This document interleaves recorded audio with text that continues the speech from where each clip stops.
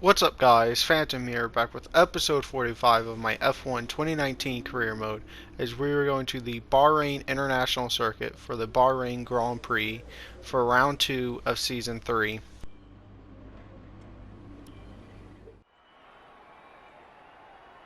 Bahrain qualifying is nearly upon us and the drivers look as if they're all geared up to go. I expect we'll be getting underway very shortly.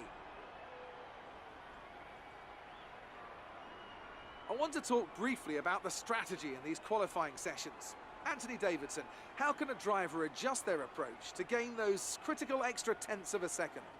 Well, qualifying isn't about adjusting your approach necessarily. It's more about trying to repeat a low fuel run that you've practiced prior to this session. You're looking for perfection on the lap, and that's hard to achieve if you're trying something new. There are some variables that can stand in your way, however. Track position or unexpected yellow flags, for example. Coupled with ever-changing track conditions, it's important to be out there at the right moment. But as a driver, you have to try and ignore these distractions and just keep your mind focused on that one perfect lap. As we start out here in Q2, as we are going through the final corner to go onto the front stretch here to start our flying lap, as it's really, we should get into Q3 as it's not really a guaranteed, as 2nd through 6th, so us, Haas, McLaren, Mercedes, and Red Bull are basically identical in development stages, so two drivers got to make it out. Won't get out of Q2. As we come across the line, we will finish in P10 as our teammate Raikkonen will be bumped out, as Norris is also the victim as we move on to Q3. As in Q3 here, we go a little bit slow. We weren't exactly going full speed there into that final corner, so we couldn't get a full head of steam, and we ended up a little short there, so we're not going to get the full amount of speed down this front stretch, as there are 30 seconds left in the session, as it looks to be one of the Mercedes ahead of us here, as we clip the apex and we still don't go out that far wide, as we don't get a full run, as we will come home 10th for qualifying, as Hamilton is down in the P9 as he gets out qualified by Grosjean, who is definitely probably the weakest driver for what team they are at right now, as we move on to the race.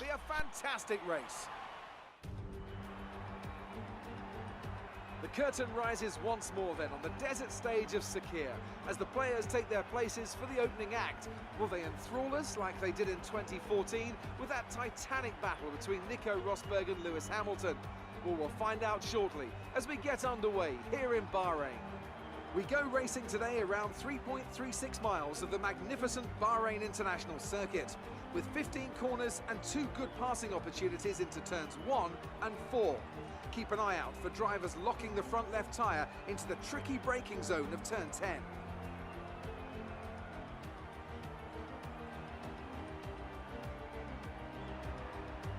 And it's an absolute pleasure to be joined once again by Anthony Davidson. Let's talk about Renault. We have a number of changes to the aerodynamic regulations this year, and the signs haven't looked good for them so far in terms of getting to grips with those changes. There are a few downcast looks within the team this weekend. I think they've been hit fairly hard by the new regs, but this is only the first step down a long road of development, and even if they don't maximise their points today, there are plenty more up for grabs this season. Off the back of a fantastic qualifying session, it's time to see how our starting grid looks for today's race. Devon Butler put in a fantastic lap yesterday and will start from pole position. And starting alongside is Lucas Faber. Moving on to the rest of the grid, we have Vettel, Bottas, Carlos Sainz and Leclerc, Grosjean, Hamilton, Oldtimer and Kimi Raikkonen, Norris, Magnussen, Max Verstappen and Hulkenberg, Fiat, Stroll, Daniel Ricciardo and Sergio Perez. Russell and Antonio Giovinazzi starts from the back of the grid, and with lights out just moments away, it's time to go down to the track. As we sit here on the grid in P9 after Verstappen has already had a 10-place grid penalty, it is only the second race of the season, so this is going to be a pretty long season for him, as Raikkonen, our teammate, has gone an absolute launch off the line there as we were going to dive up the inside as Raikkonen and Hamilton are able to keep their position, but Grosjean loses out as we do the switchback on Raikkonen, and now we're in the slipstream of Hamilton, who's going to have to go defensive on us as we kind of hold him a little bit tight on the apex as he kind of just mounts it as we go around the outside of him, and then we're going to have to go around the outside of this right-hander, and we are able to make it stick. As we move to the end of lap 1 here, as Hamilton is on our slipstream, as we are not going to go defensive as it is only on the first lap, so we're going to be that defensive as Hamilton will go down our inside. We're going to try the switchback here as we'll try the switchback again like we did on Raikkonen on Hamilton as he weaved a layer a little bit and got me scared, so I kind of went out wide, but we were going to go around the outside of a Hamilton. The same thing we did the lap before, as we will actually make it work even earlier. As we come to the hairpin, we kind of dropped the gear there in the third gear, and it kind of wanted to kill us as Hamilton will get a run on us since we had a really terrible exit there, as we were going to barely hold on as we were going to almost go out wide, but we were able to manage to hold it as Hamilton will have DRS coming on the lap 4 as we were going to go right up against the wall, make him go around our outside. As you leave the inside for the AI, they will dive bomb you if they have a chance, as we go a little bit too far deep into the corner as we manage to hold on to it, as we're going to go really defensive here and try to break the slipstream as we were able to do that time, as we lock up into this tricky downhill left-hander of turn 9, as that's just pretty much the problem spot of this track, as we go pretty defensive here and try to hold Hamilton up as we come to our pit stop. Hamilton's actually pretty much fallen back probably for 3/4 of a second. He's like in our DRS, but he's not really close to us down the straight like he was the first couple laps. As we come in, as Hamilton is right behind us, as it looks like Vettel has gone out, as he would. Grosjean was behind us, as of course it would be Vettel, as we get out right before Hamilton there, as it looks like we will re-exit in P19 as Hamilton was the last of the cars to pit on this lap. As we come onto the next lap here, as Kvyat has managed to hold the 3 cars up ahead of us, so hopefully we can catch them.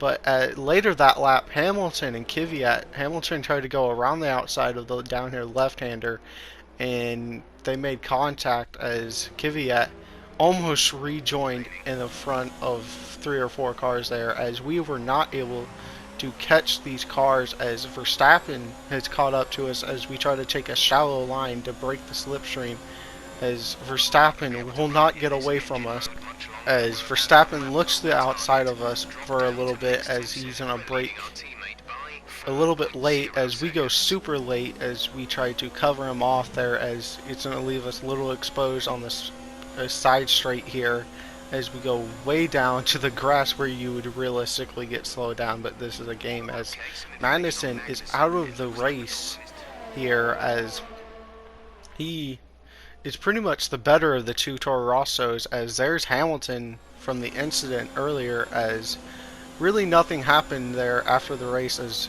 Weber, who took an R seat, has taken 2 wins out of the first 2 races and sets fastest lap, as we will come home 7th here at Bahrain. Okay, pick up rubber and bring it home.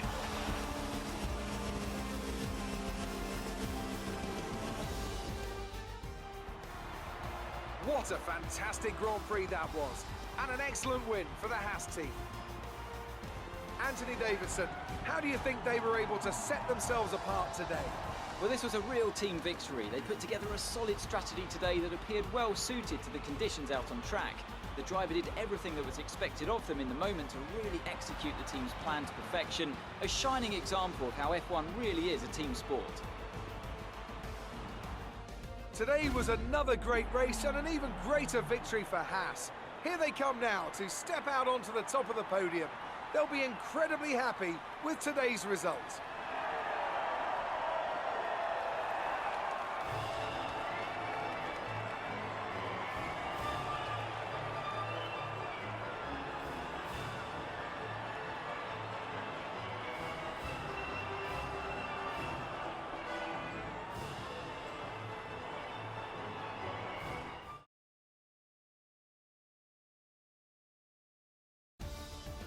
So let's review the updated driver's standings.